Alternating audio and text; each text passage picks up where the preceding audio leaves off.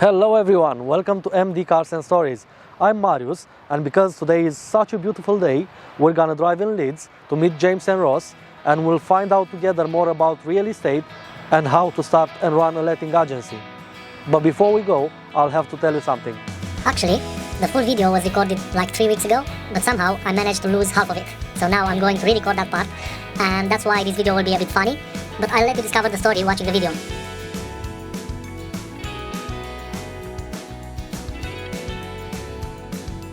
You could get a loan for the deposit and use the rent to pay off. You know what I mean? So you can do it without any capital. How much money do you think you should have to start investing in real estate? Did you ever think moving your business in the metaverse space? I mean, not moving, like starting same kind of business like real estate investment in metaverse space? Business and coffee. Where is the coffee? Here is the coffee, guys. Hey, here he is. Hey. So, hi Ross, hi James. Hi, I really appreciate your time and thanks for sharing your story with us. No problem. Let's start with a few things about yourself. We'll start with Ross. Yeah, so my name's Ross. I'm one of the directors of Untitled Leeds. I'm James. I am a director of a construction company and a director at Leeds when we set it up. Tell us the story of the business. When did you start? Why did you start this business? And how everything happened? Like, how did you get it here? So originally, James's sister was moving to Milton Keynes, so Yeah, you yeah. know wherever she was going. She had a house. She wanted to rent it. I Yeah. was an estate agent then, working in sales. So we just got together and thought, well, why don't we just do it for her? So you've seen the opportunity there. Yeah, Yeah, so she was so- the first rental. And to be fair, we did it for, it was months, wasn't it, where everyone had full-time jobs and it was just sort of a thing you'd do, take calls through the day, nip out the office or whatever, and built it up slowly from there. So in that time, wasn't too many agencies like now, like letting agencies Loads, everywhere. loads. At the moment, there's probably 50 estate agents within a mile of each other here, and even now, there's still the same agents now. Yeah. There is the odd ones cropping up, but they're more like home starts, or the landlord will have 20 of his own properties, he might start his own Yeah. agency. But how many agencies do you think will be in a city, like different agencies? I bet in Leeds, I bet there's close to 250 in Leeds.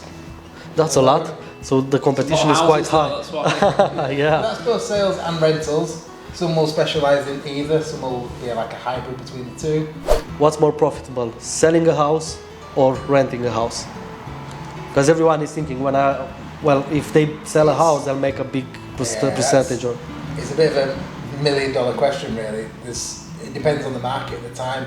At the moment, the rental prices are insane, so you can get some really good returns in yields. But on the flip side of that, the house prices are flying through the roof as well. yeah, So it's very difficult. You could buy a house, refurb it, sell it, make 100,000.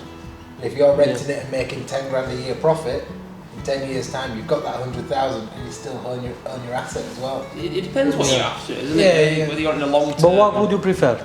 To rent a lot of houses with the letting agencies or selling more houses? For example, if I'm coming and I have a house that's worth £1 million, you'll make a big profit straight away with that. So Is away it? from the estate agency, our long-term goal is to pick up properties to rent and use that as like a pension or All right. subsidised income coming in, because you're almost apart from maintenance work required, you're almost guaranteed the monthly income coming. It's like a wage coming in.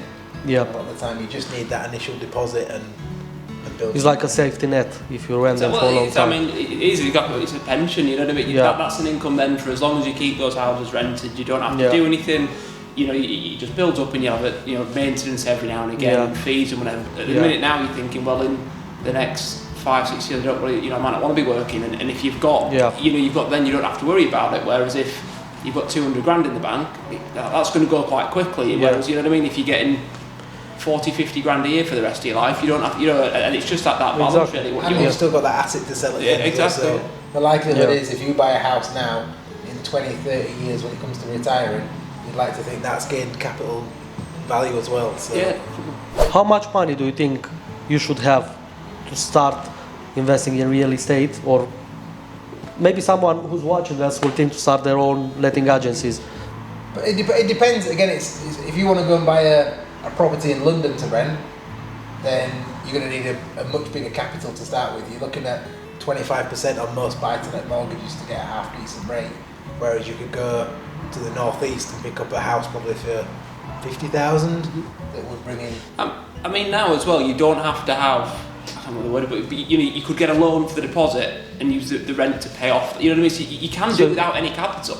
Yeah. It's just obviously a lot of risk if you don't have anyone renting your house. You've got to pay off that loan. But you never used to be able to do that. But the law's been relaxed on that. So there are ways to do it even if you don't have. But what do you reckon? If you'll be like, we'll have people watching us that are 20 years old and maybe they want to invest in something that's not too risky, like crypto or stock market, But like Ross said, if you buy a house for 60 grand and you're renting it out, you need a 25% deposit. So you need 15 grand. It's not like you need hundreds of thousands to start, and then you can build it from there. Like you say, you might leave it 3 or 4 years, it might go up 15, 20 grand in value, and you've had rent for that however long, and then you might be making 200 grand a month rent on top of that. It all comes down to the maintenance side of it as well. If you bought that house and then it needs a £15,000 roof, well, that can be 5, 6, 7 years worth of income.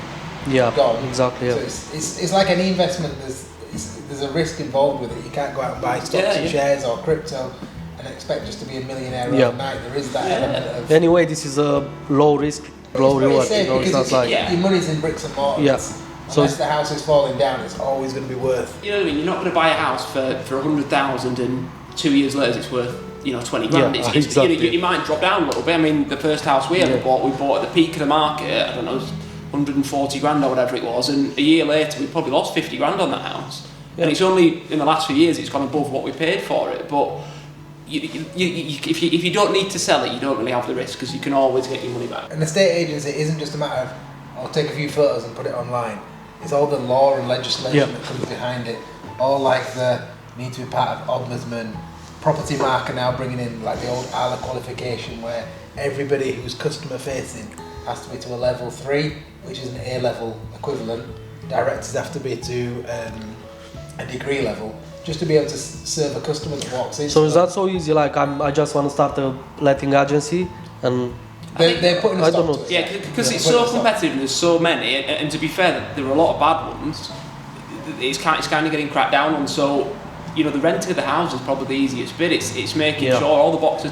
Plus at the end of the day, you're looking after somebody. Someone might put all their money in that house, and they're putting all their trust in you as an agent to make sure that's looked after properly. So as an agent, you need to make sure you've done all that bit. Because if something goes wrong, and it's not your you're providing a service at the end of the day. So, what will be the steps to open a letting agency?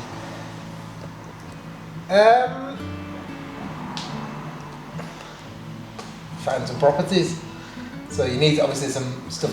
There's a lot of background paperwork that needs to be done. You need to have your tenancies in place, your application forms. Well, let's start with the beginning. So you create your business, Then you need something special, like I don't know. A USP. So that's a license, or? No, so you don't. At the moment, you still don't need anything like there's no legislation. You need to be part of an ombudsman, and you need to have client money protection. But apart from that, there's no set in stone. You have to have certain qualifications. But that is going through Parliament currently at the moment. They are trying to bring that into place. So you just literally it's just about the stock levels, and then that behind the scenes work to the administration side of it, your contracts, your tenancy agreements, your referencing process, where you're going to register your deposits, where you're going to put your rent, when you're going to process it all, and that system in place, and even stuff like your software package. How are you going to get them properties onto Rightmove? How are you going to record when the rent's paid, when your inspections are done, when your gas safety is done, when your EICR was done? There's a lot behind it, obviously, like the legislation of that side as well. It's all just, a lot of it's just organisation. But again, I think, when we first started, we spent every night after work driving around posting business cards to people's But that was a different time anyway, so it weren't so many agencies in that time, is it? No, there was... Same? There's still a lot, There wasn't drastically less anyway, there's still plenty around. You've got to find a way of getting your client base. These days will be probably a bit more difficult, You can get people in to do all your admin side, but it's no good having everything set up if you've got no landlords to manage properties. The three of us, Marnie, who's the other director, we literally used to go to work, go to the gym, come home, have something to eat, jump in the car, and we'd drive around. One of us would drive, the other two would jump out and go drop leaflet after leaflet, business card after business card. So it was night after like night, all weekend, all the time, And all around Leeds, everywhere. And you wouldn't really hear anything back, would you, from a lot of them? You're doing it. You're doing it. You might do 2 weeks' work for one landlord. You probably wouldn't get away with that now. You need to come up with another way to try and generate your business. And how many employees do you have on the letting agency? 11 of us. 11. Football team. A football team, yeah. So you have few. Striker. You are the striker. Yeah? How do you maintain your relationship with the customers? I think it's just that regular contact, like being approachable, and just try not to bullshit them as well. If something goes wrong at the property, if the tenant causes issues, you just have to be honest and tell them if something's happened. It's just having that transparency. Yeah, no one likes bad news, do they? But especially something like this, it's no good not telling someone, is it? If your boiler's broken and the tenant's going mental, I know, you still have to make that call. You have to. It has to be repaired and done. The other question I think will be, how is your relationship with the customers? Because here, I know in this kind of business, you need to pay attention and everything, be careful and speak with them, give them support. Because I know when I'm renting, I need support all the time if I, and that will make the difference probably. Yeah, so I'd like to think we've got a good relationship with most customers, but we've been going for 10 years and we've got quite a good retention rate. There's not many customers that leave with us, and we get an awful lot of referrals and recommendations from our landlords. So I would like to say it's a good relationship we've got with most of them. But again, it's anything when you're telling somebody bad news, if there's a problem at the house or if rent hasn't been paid, no one's going to say, oh thanks, you haven't got my rent collected. But it's just one of those, it's the nature of the business, I'm afraid. It's one of those things, isn't it? Most of the landlords you only hear when either they're not happy about something. People don't often ring up and say, oh, you do, you know what I mean? Don't ring up, you do a brilliant job, thanks. It's only when something goes wrong, so it's how you manage that, that sort of side of it that... They'll spread so fast. Well, exactly, yeah. People don't pick the phone up to tell you good news very often. It's generally if something's gone wrong or the rent's not been paid or something like that, you get phone calls on. It's not the, thanks Ross, you're such a great guy. No one makes that. You'll be surprised at how many people ring and say that actually. Nobody picks the phone up to say that. So you generally when don't get me wrong, they've got relationships with some landlords that's very good, but a lot of them you won't hear anything from, and they ring you up when something's gone wrong. So it's it's kind of giving them the comfort that you deal. But as well, your customers will be the ones who rent the house and the landlord, or how is this working? Yeah, so you need to maintain. We are the middleman in the middle. Sometimes, like I said, 99% of houses go relatively easy. Tenant moves in, the property's all professionally cleaned, the house is a nice house, pay the rent on time. It's just that when there is a problem, that's when there's a problem. I don't know how to finish that sentence. Cut that bit. There's a problem. What means success to you? So let's start with Ross.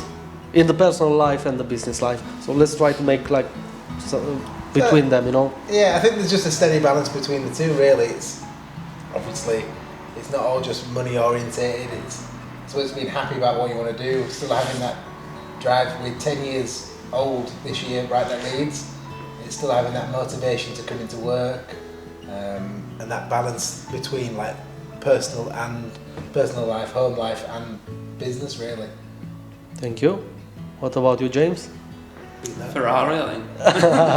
No, I mean, in personal life, I'm getting married this year, but by me, if you asked me a few years ago, I probably had a very different answer, but now it is that, I don't want to be, I work away a lot, and I do work a lot of hours. I don't really want to be doing that for the next, I want to be home, and have time with my kids and whatever. It's not something that, if you asked me 5 years, I'd give you that answer. But now I do want more time to myself, and I think you do kind of change your outlook. The fact that I can probably do with a bit less money and earning a bit less to have a bit more time at home. So it is just getting that balance where.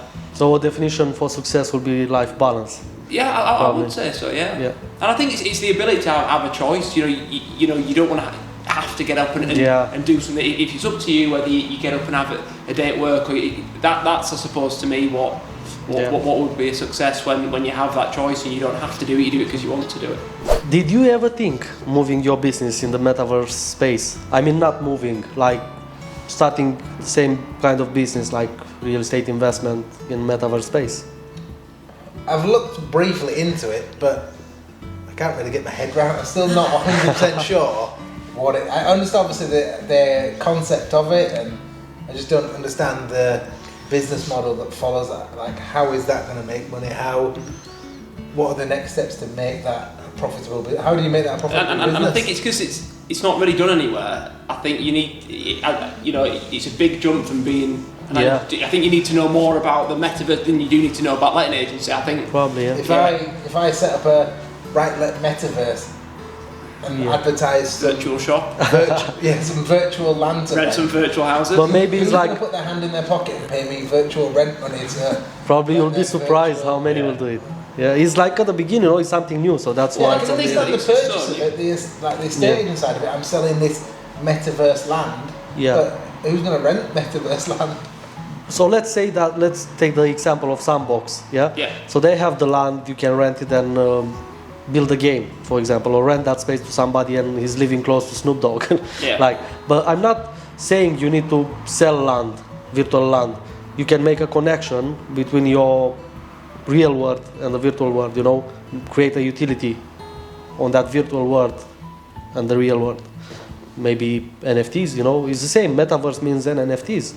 Because you can, I don't know. I'm lost. I don't understand it enough to get my head around why anybody would buy virtual reality. I understand land the principle of Yeah. we discussed it before we started this, where you could have NFTs to everyone who'd own a share of a house, and that then as an editor you could rent that house. All these people have bought an NFT which is a part of that house, but getting that set up is probably a massive thing. And don't get me wrong, if it starts and takes off, there might be everybody doing it, but Exactly. it's quite a big operation to get that first sort of template of how it would work on. Probably that will be a bit harder because it is at the beginning, But you don't need to see it like I'm renting something virtual. You actually could rent a real house in the virtual space, or somebody who owns that NFT will have some benefits, real business. Yeah. But brief I don't really know enough about. I'm struggling with Microsoft Excel. Never mind digging deep into the Matrix style metaverse.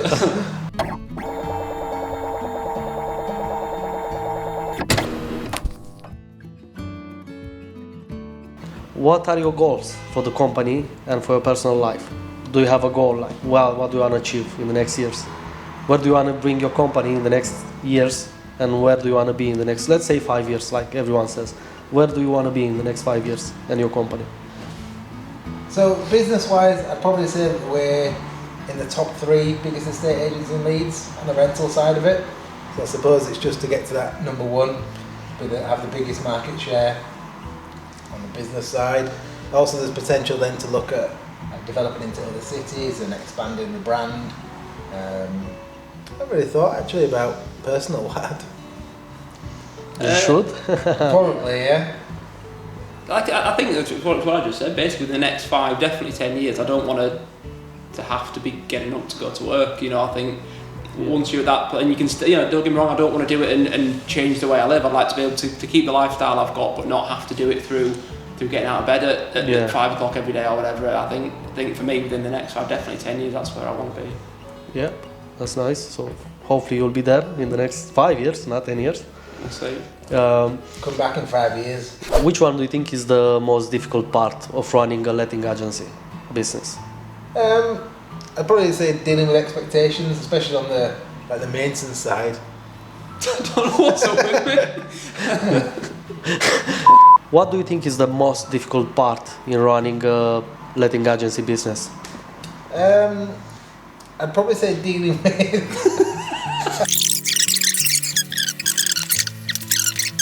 Right. What do you think is the most difficult part in running a letting agency business?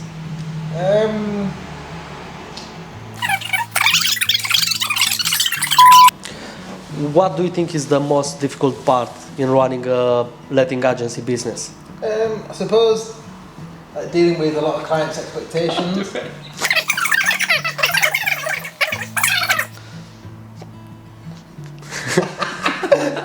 I'll definitely put this in the video.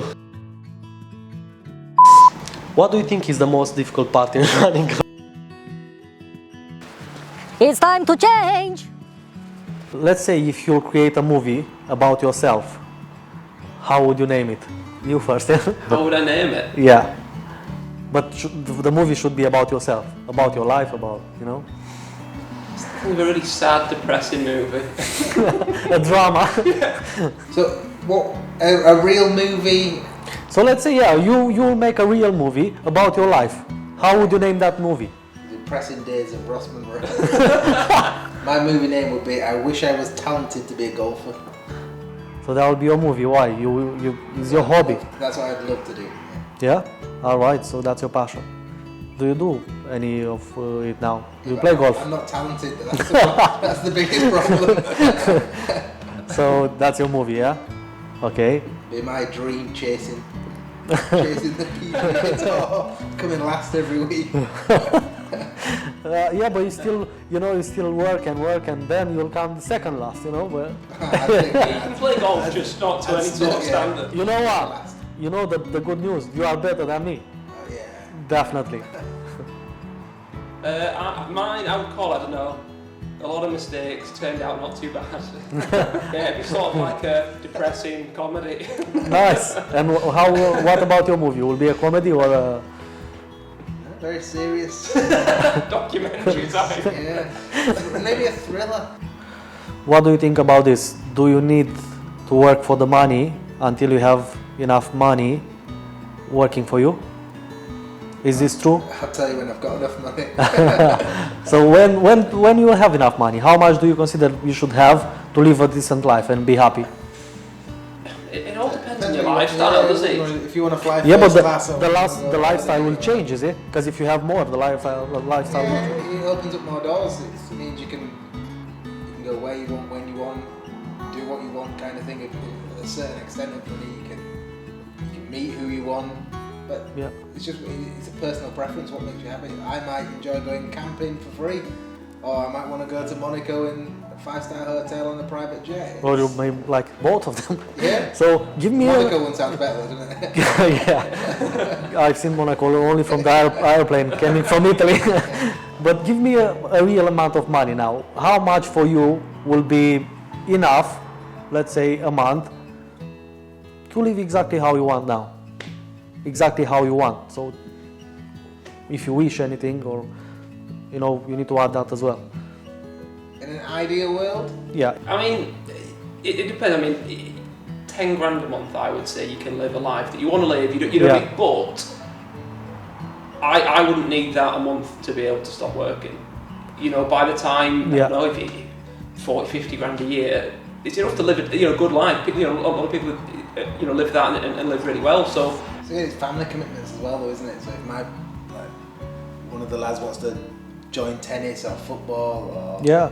if he wants to go to university, there's all the funding involved in that kind of thing as well. So if it was just me on my own, I could live on £1,000 a month easily. No. If it was No just way. me personally, So mortgage free, how much I now? just need a golf membership.